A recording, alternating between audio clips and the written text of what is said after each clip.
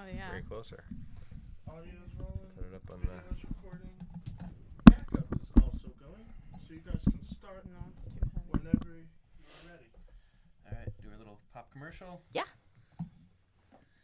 Pop it up. Chantea, you look absolutely amazing. I know. But do you have time to look that amazing? I don't. So how do you do it? I go to the Fit Lab. What in the world is the Fit Lab? The Fit Lab is the most technologically advanced, efficient training facility. I don't believe it. Proof. The Fit Lab at Functionized is the solution that everybody is looking for when it comes to all your fitness needs. Those hours in the gym, gone. Those months and months of training to get to see any inkling of results, Gone. done. You got the busy workday, go to the Fit Lab. You got kids, go to the Fit Lab. All your strength training, 1 week, 15 minutes. Your cardiovascular workout, 8 minutes and 40 seconds total. You don't believe it? Try it. Try it on us. Contact us, 848-444-9032. DM at Functionized on either Instagram or Facebook. Check us out at www.functionized, that's FUNCTIONISED, and get your first session on us. Effective, efficient, always proven. We have a phenomenal podcast ahead of you.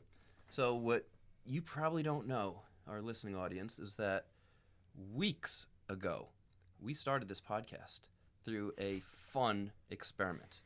And we have our experimenteers here as well. Not only is our usual co-host, Beauty Brains Brawn, Chantea here. I'm here. I'm in. If you don't know about her by now, you obviously have not been listening. With us today, we have Dr. Adam Dombrowski. And Dr. Adam, he actually chose the route of holistic medicine after recognizing the shortcomings of conventional medicine. Particularly, saw his father debilitated by chronic disease after the NYC 9/11 disaster. Dr. Adams is a strong believer that achieving optimal health through the use of holistic therapies allows us to not only treat acute and chronic disease, but also help you to feel less stuck and instead more free to live the best version of your life. He knows that health is mostly determined by lifestyle and the body's ability to heal itself. So he exclusively uses natural therapies to treat a variety of conditions that fall under the umbrella terms of naturopathic medicine, lifestyle medicine, and acupuncture. And with Dr. Adam today is also Dr. Krista. As a teenager, Dr. Krista was diagnosed with a chronic hormonal condition. After experiencing way too many side effects from unsatisfactory conventional treatments, she turned to natural medicine. She found both naturopathy and Ayurveda to be comprehensive medical systems that address the mind, body, and spirit. Using these systems, she aids both your acute and chronic conditions using nutrition, botanical medicine, homeopathy, hydrotherapy, nutraceuticals, Ayurveda, yoga, meditation, movement, art, and much more. Everything but a pill. Thank you for having us. Thank We're you so excited. much for being here. Thrilled to get this second half of our experiment done. Yeah. So I'm sure a lot of individuals right now are wondering, what is this experiment? So let's tell them. A few weeks ago, Dr. Adam, Chantea, myself, and in spirit, Dr. Krista, all got together and combined acupuncture and put it into me. And I was also hooked up to Biofeedback, heart rate variability, that was being monitored by Chantea in real time. Yes. It had some awesome and amazing results. And we're going to tell you about those results in a few. But, so just to get a little bit more background on you two, Dr. Krista, tell us a little bit more about you. Like, other than your biography, which is amazing, tell us a little bit more about, how you even got to that point in the first place. Yeah, so I would say that I grew up kind of in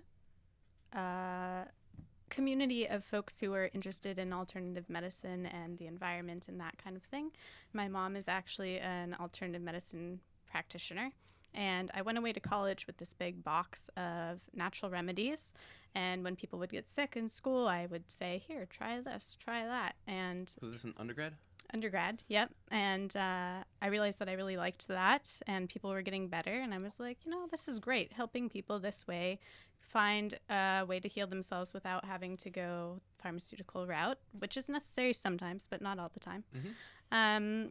And at the time, I had been diagnosed with this condition, and I was put on a bunch of pharmaceuticals, and I experienced a lot of side effects that I was not so happy with. And so I decided to go cold turkey, which I would not recommend, off all of the pharmaceuticals, and went a more natural route. And it took me a bit to figure that out. But at the same time, I went to naturopathic medical school because I knew that was the best place for me to learn how to use these natural remedies.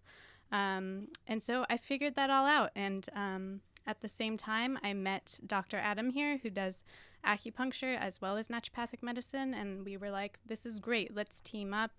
Let's start a practice when we graduate. And that's what we did. What would you recommend for Christian's hair right now? Ooh. I'm throwing you under the bus, I know. Yeah. What the hell? We love it, Kristen. Sure you do. I would say Just that bring you in. naturopathic medicine loves castor oil. That's always a good go-to. So you could try a little castor oil in your hair. You can use it other places too, but castor oil is amazing. How about you, Dr. Adam? What would I recommend for his hair? Yeah. Would you stick needles in there and Yeah, there Would may you be a look few at the points time? for You're that. out of time. And that's it, folks. No. Yeah, I mean, so my story is pretty similar to hers, and just when I was growing up, looking for an alternative to the conventional model of medicine, where I'd seen that it had essentially failed my father in his chronic neurodegenerative autoimmune disease. And did that happen? And so- Literally started right after 9/11.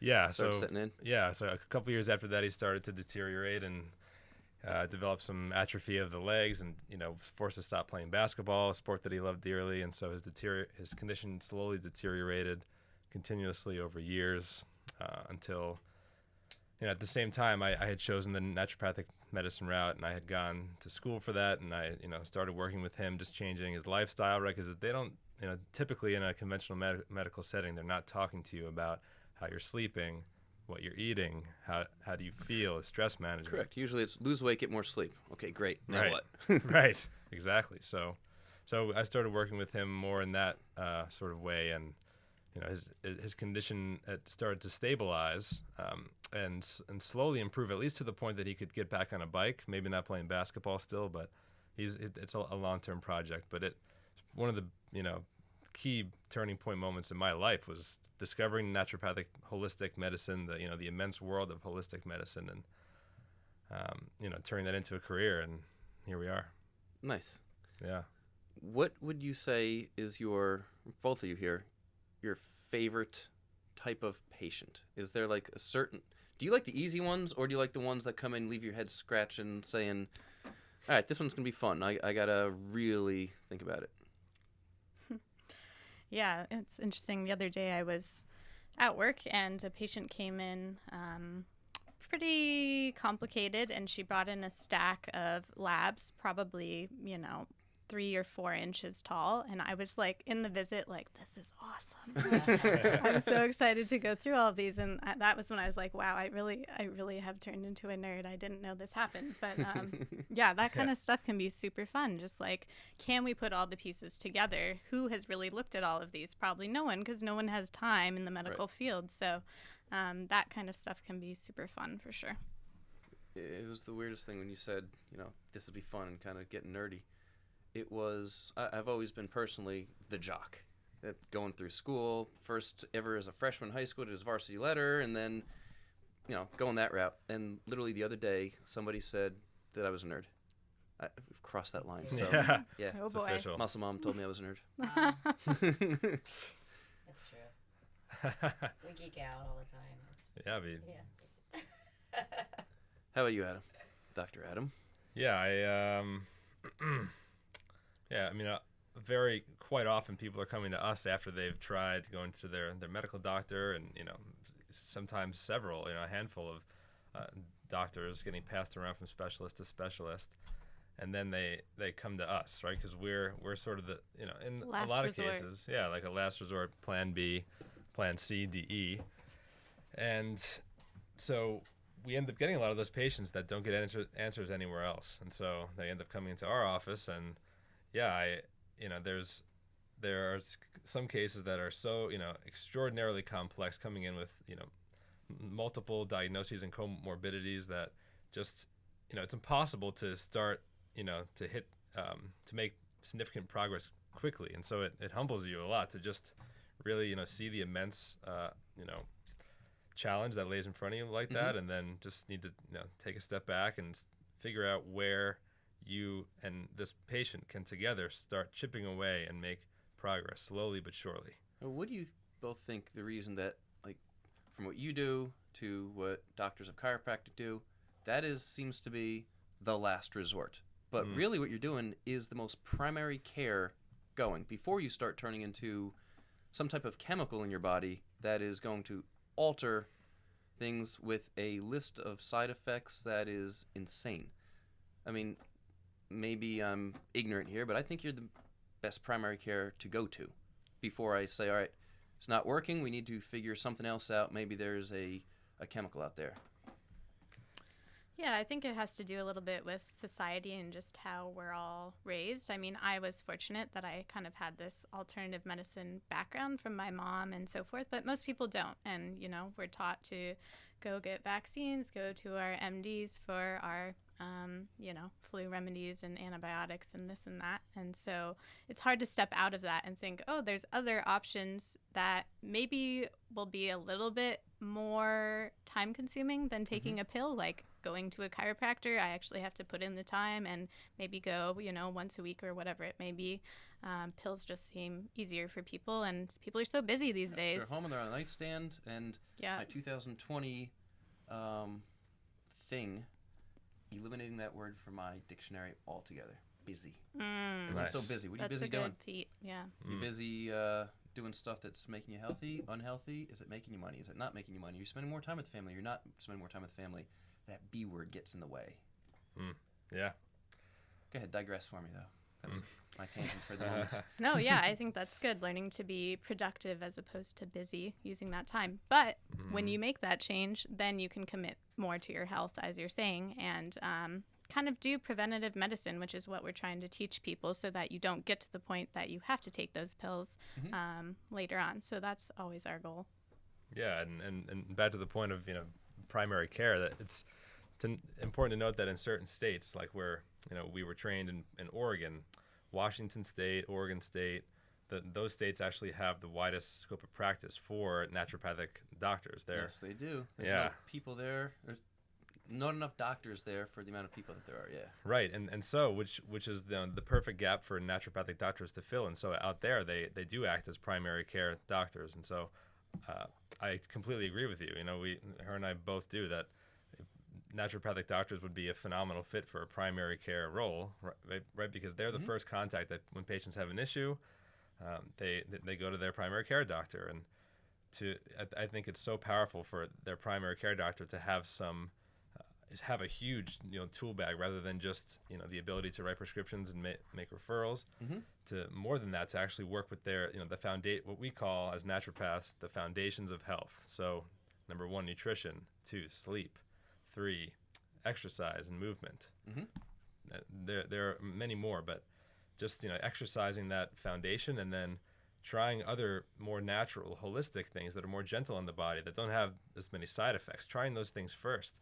I think you said the one word there that scares people away. What's holistic. Holistic seems to be a word that is... It has gotten a bad rap. Yeah, it's out there. Right. Holistic. But quite literally, it means to work with the body. That's it. So why not just work with the body? But have you found much pushback because they think, wow, this is a little too out there? Yeah, that's interesting. I feel like actually so far in New Jersey, we've been more advised to call ourselves holistic medicine practitioners because people know what that is more than naturopathic. Correct. So the people who are really looking for that will search that kind of term, etc. But yeah, I haven't gotten so much pushback with holistic, I would say, but I think the easiest way for people to understand what we do at this point is just to say we practiced functional medicine, because that's kind of the term going around right now. And you know The what? buzzword. More and more MDs are getting to functional medicine. And you've already been doing this forever, and they're realizing, I can't survive anymore on the old system. People aren't getting well on the old system. I need to become a functional doctor. Exactly. Yeah, it seems like in a way that the functional medicine was even born from the early practice and philosophy of naturopathic medicine, and so it's sort of a spin-off of of a more time-tested system of medicine that is naturopathy. But I'm glad that there's that integration is starting to happen, and it's only snowballing. Let's get into acupuncture a little bit. Yeah. Tell me, I've had it done now a couple times. You were the most recent to plunge needles deep into me. Blood was everywhere. It's like a horror movie. Oh, don't be scared. You're about to smack me, aren't you? You can't see it, but maybe. So, can you tell everybody here a little bit more about acupuncture, the background? There's different schools of thought on acupuncture, Eastern versus Western, combining them, etc.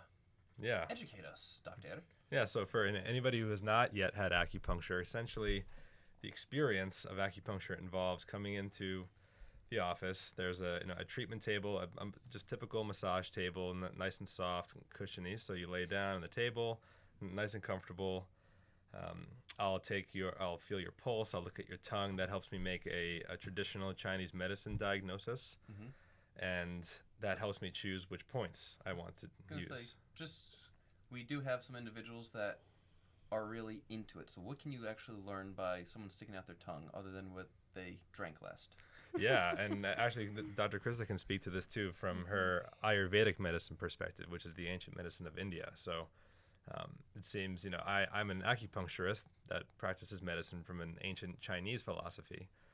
She practices Ayurveda, comes from an ancient Indian philosophy. So both of those systems developed a diagnostic system that involves looking at the tongue, among other things, like feeling the pulse, which Ayurvedic medicine also does. So looking at the tongue, there are several things that you look at. And so you look at first the color of the tongue from, is it red, is it pink, is it more dark, more light?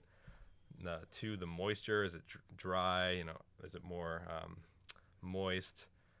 You want to see a tongue that's pink, moist, and then third has a nice thin white coat, not too thick, not too thin, not yellow coating can be a sign of heat, for example. So you could go ahead and look in the mirror sometime today and just observe your tongue, see what you notice, and you might notice things change over time. Is there anything you want to add to that?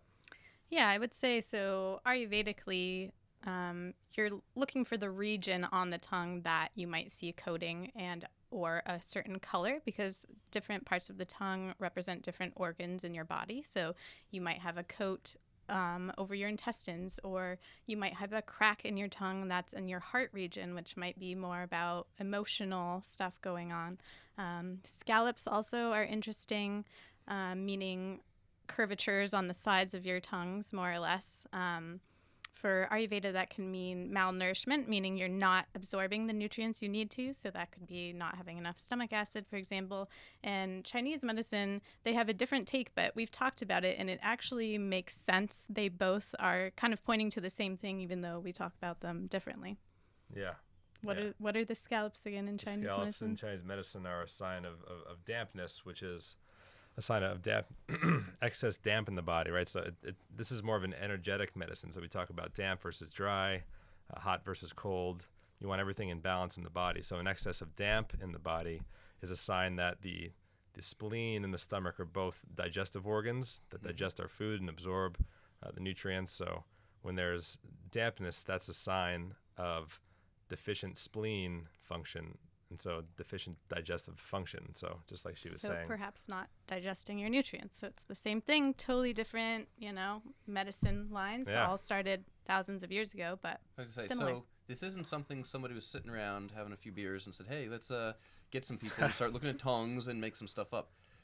Thousands, centuries, this has been around. And exactly. so there is a lot of evidence behind this, yes? Mm-hmm. Yeah, and across Yep. thousands of miles, right, from India to China, and however many thousands of people and generations of people that developed these therapies and just saw patterns. It's all based off of patterns, right? Like they just collectively saw so many tongues and felt so many different pulses that they were able to develop a system of both diagnosis and just a whole different view on how the body works.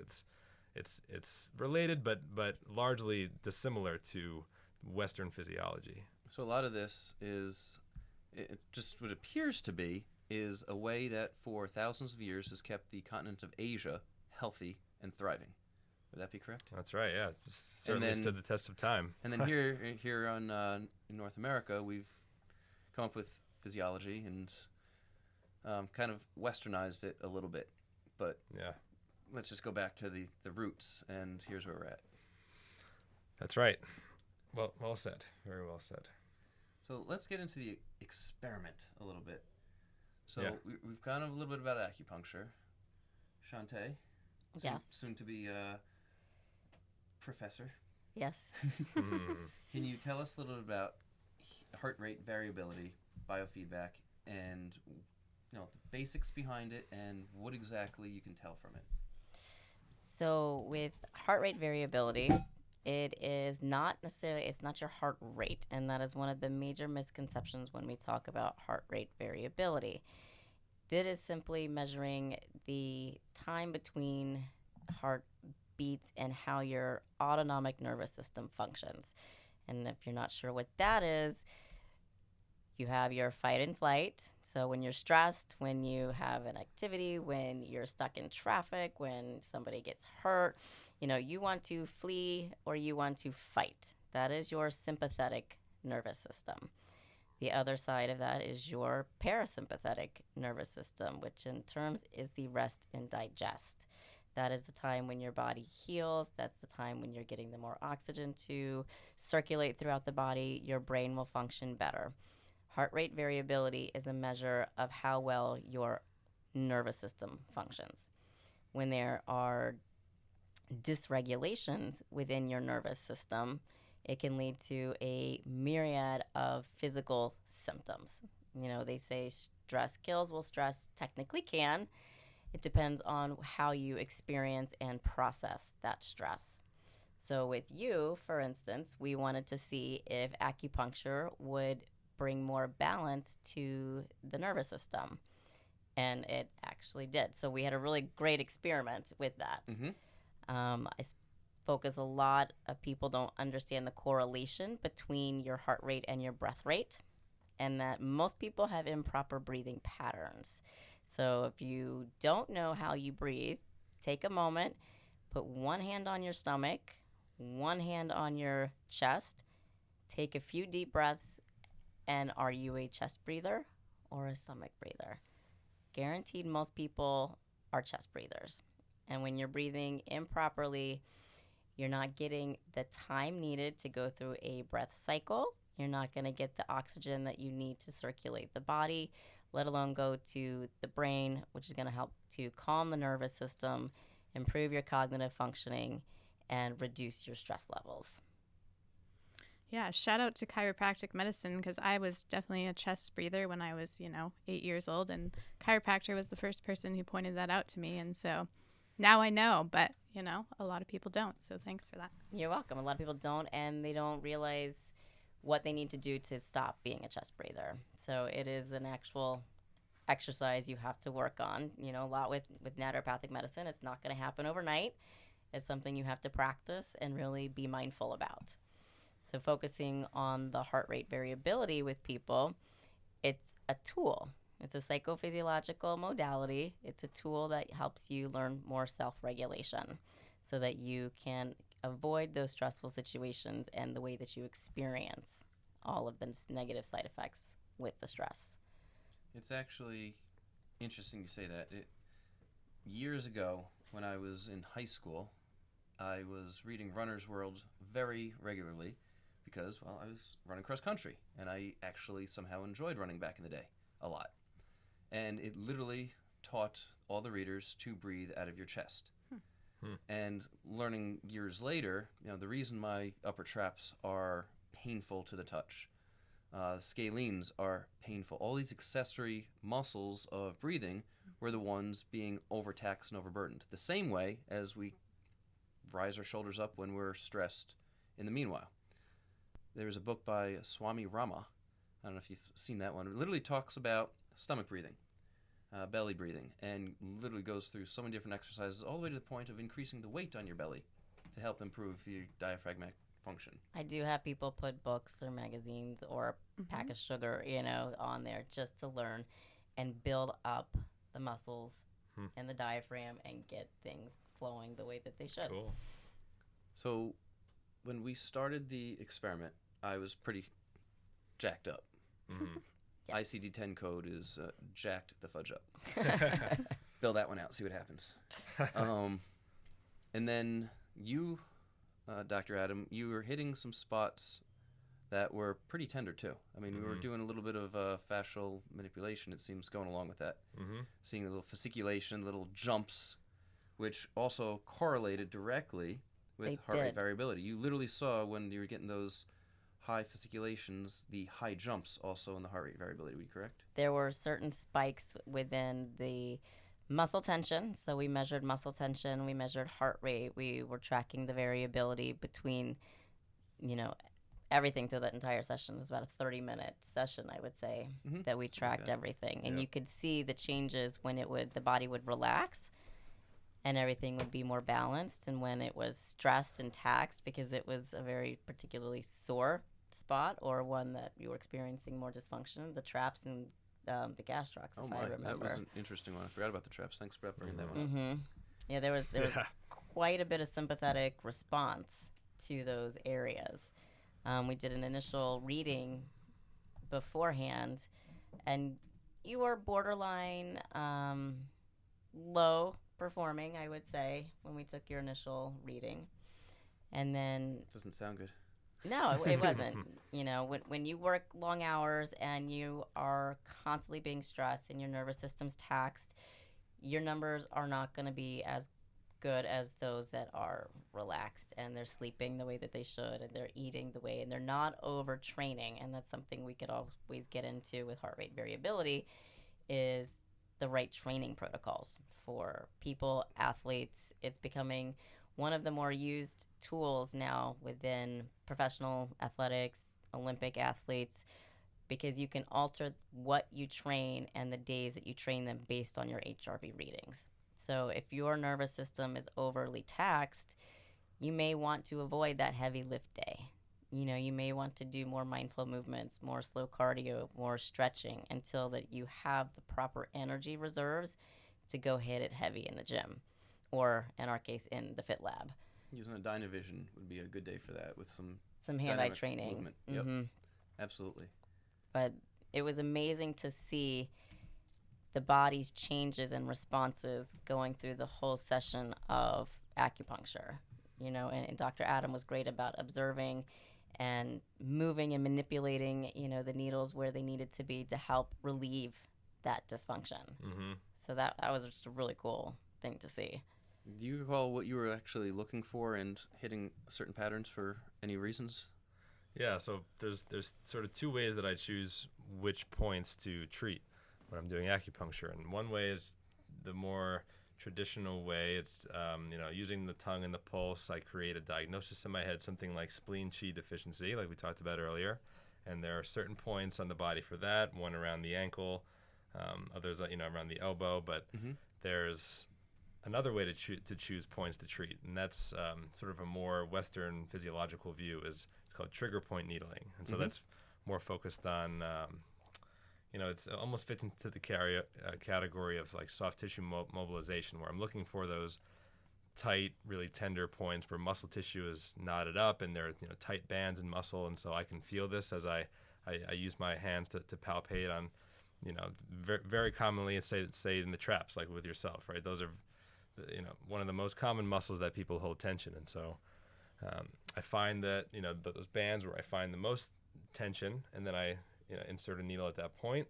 Once the needle is in, I manipulate the needle, which just means, moving it up, down, around, just trying to really stimulate that that tight tender point to eventually release. And so in that process of releasing, a point might, a patient might feel some sensation of pressure or tingling or even a little bit of an ache. Those are all good signs. And sometimes, like you were saying, Jim, that you can get a fasciculation of the muscle where the muscle will actually jump. Mm-hmm. And so maybe you can describe what that felt like to have needles inserted, because I think people are curious about that, and then to experience the fasciculation. Most of the needles you don't even feel. Literally, you feel nothing. However, on those certain areas where perhaps my chi is blocked, where there is dysfunction, especially fascial dysfunction, I felt it. It almost felt like a little tapping, like if you took your finger and just were tapping into it. Any pain that would be felt was me, not the actual needle. It was me as a myospasm, muscle spasm. Which we could see. It was kind it's of a cramp. fun to watch it like twitch. I'm glad it was fun to watch it twitch. Not necessarily felt fun to watch it twitch. I was sweating at certain points pretty profusely, I gotta say. Your skin conductance levels were quite elevated through, and that was something else we were tracking, was the skin conductance levels, because your sweat response. So if you're not sure what skin conductance, it's the sweat response, which is associated when you have higher stress levels. Typically, you have a higher sweat response, and that you definitely had spikes in. In an ideal world, we're all financially free. We're living on an island of our choice with only the people that we like. We have every type of food we want or could imagine literally already in the house, so we don't have to go anywhere. That is the perfect world. You never hunted. It just is. But in the real world, got 3 kids, working 14 hours to 18 hours every single day, 7 days a week. I train hard. I enjoy it. And typically there's goals for doing that training hard. So my system is personally taxed. I'm fortunate enough that I do my blood labs and I know that I'm not just guessing at what I eat, so at least the nutrition aspect is covered. Doesn't mean that the autonomic function is covered. My brain is covered. How many times have I had to be talked off a ledge? A few times a day. By, Just a couple. By the boss over here. With that being said, where was I going with this? Oh, I know where I was going with this. Spasms? I don't know. Yeah. In what is experienced by myself would be typical with a lot of other individuals, because I don't know anybody that doesn't have a high stress life. And even looking at our 4-year-old, she has a high stress life. She doesn't know any better. So having to be at school at a certain time, pay attention at a certain time, make sure her artwork looks good. That little person took my mushrooms, Elephants, I don't know, whatever. Whatever it may be. I was trying to say marshmallow and mushrooms. I was thinking pizza, which would be amazing, and I haven't had that in like years. So to her, it's a high stress lifestyle. So for all of us, we have that high stress. We all have dysfunction. It's to what extent, and how do we make ourselves better? Not just manage, but live better. Live functionized. Live functionized. Be better versions of ourselves Hashtag. each and every day. Yeah, I love that. So when it comes down to that experiment that we were doing, I really want to clarify, it's not that my heart rate was textbook between 60 and 90, or my breathing was between 14 and 18.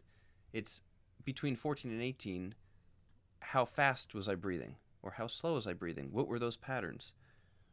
When my heart beats, the entire cycle of a heartbeat that you see on a EKG or ECG, depending on where you're from. How regular or irregular in the patterning is that? That's where it gets technical. That's where it gets more advanced, and that's where we're really honing in and talking about here. What I went through is something that everybody can go through.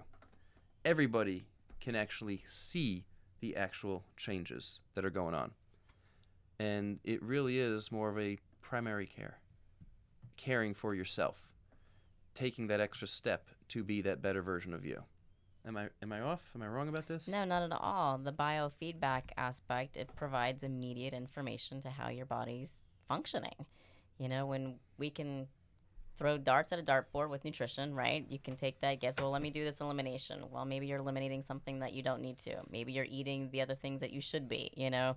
And the same thing with the body. You can take a guess at what might make your stress levels better or how you may function, but when you can actually see it on a screen in real time and know this is how my body responds to X, Y, and Z, now we can train how to respond better so that those don't continue to deteriorate your lifestyle.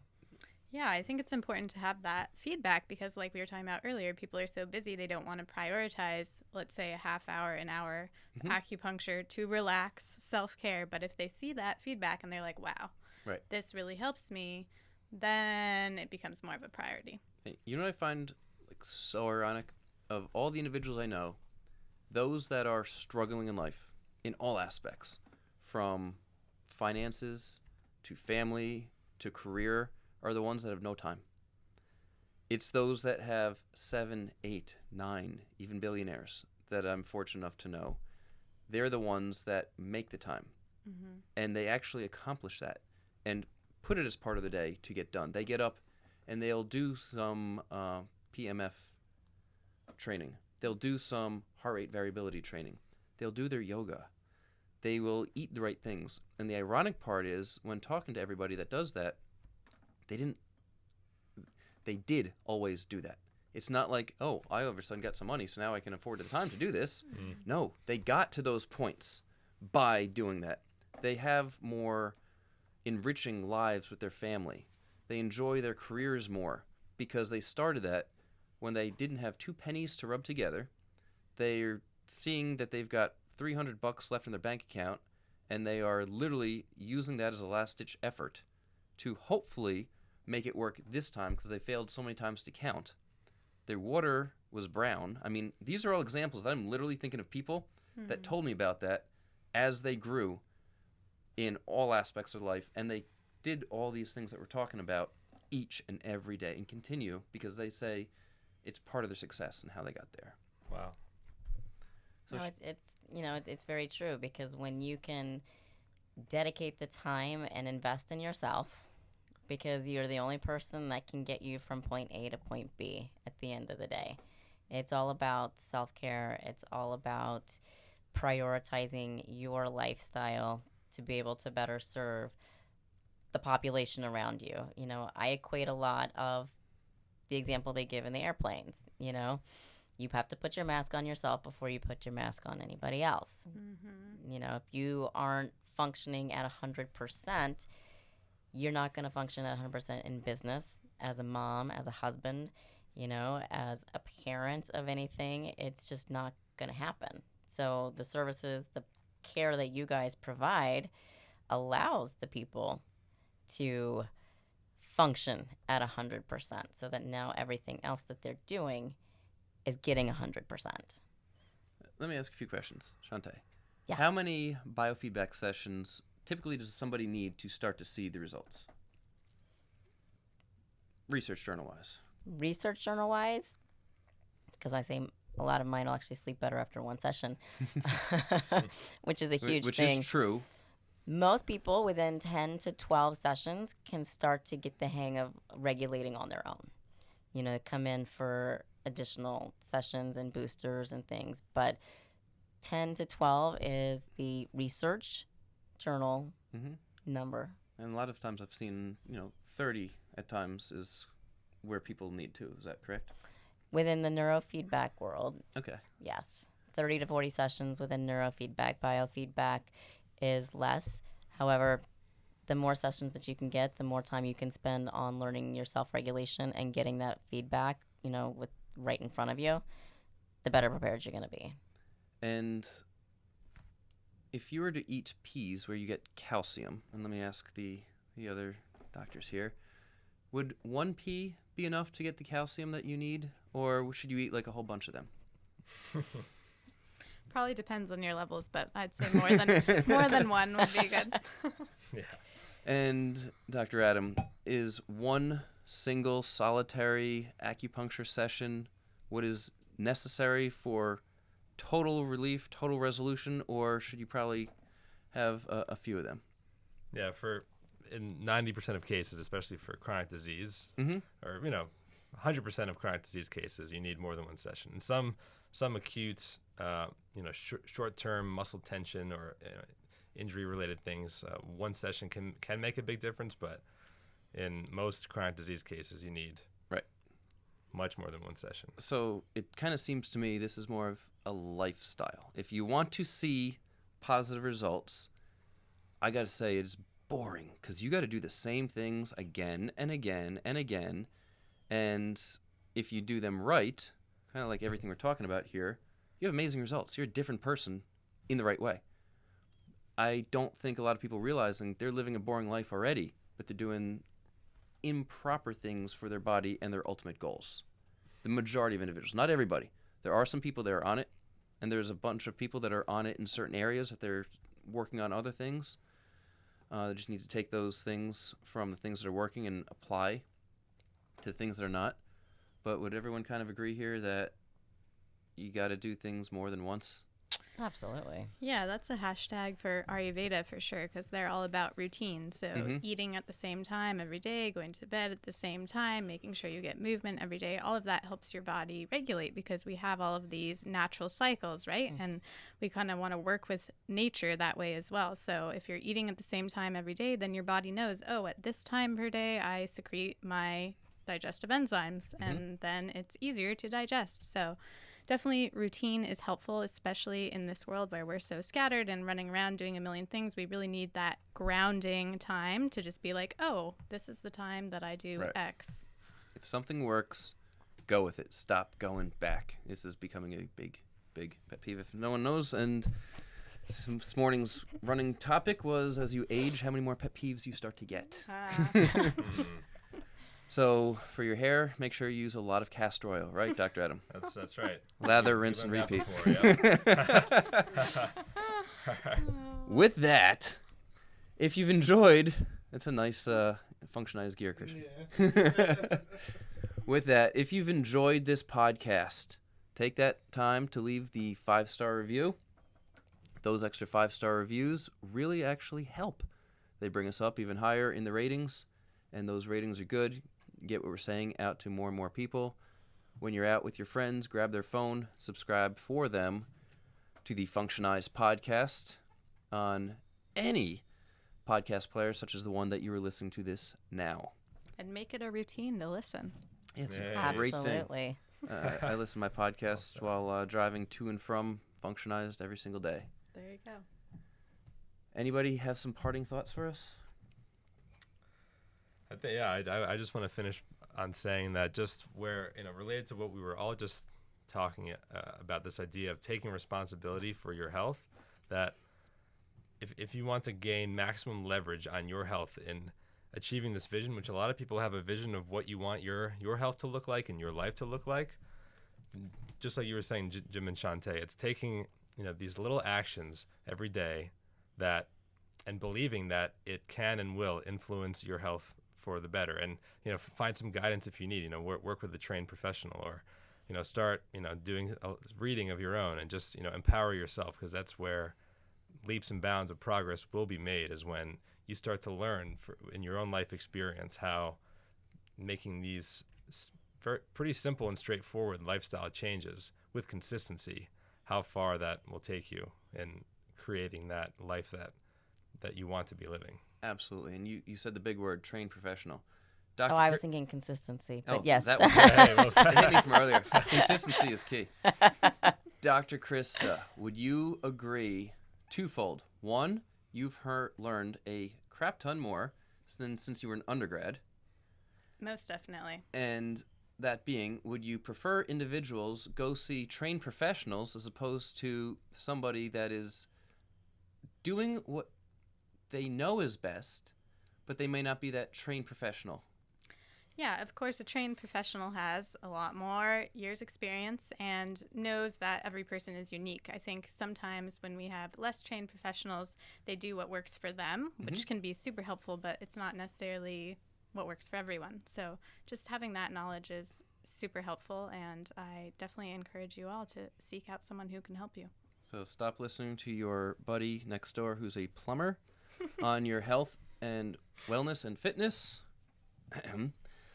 And get your pills from a trained professional, not your buddy in the dorm.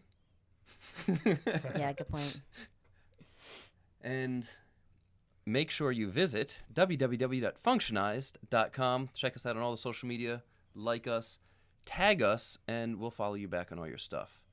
So for the Mad Scientist, I, from the bottom of my heart, greatly appreciate you being with us today. Thank you, thank you, thank you. Beauty Brains Brawn. It was a wonderful time here today. I love nerding out. So we'll be posting the photos we took during the session so you can actually see it in action, look at the numbers for yourselves, and know that acupuncture is a great source for self-healing and continued balance in life. So with that, I'm out. Dr. Krista? Yeah, thanks for having us so much. And if anyone's interested in naturopathic medicine in New Jersey, feel free to look at our website, which is naturemedicineclinic.com. Dr. Adam? Yep, that's all. Thank you, everybody. That was a lot of fun. And this Mad Scientist, I am out. Bye, Christian. Christian! Appreciate it.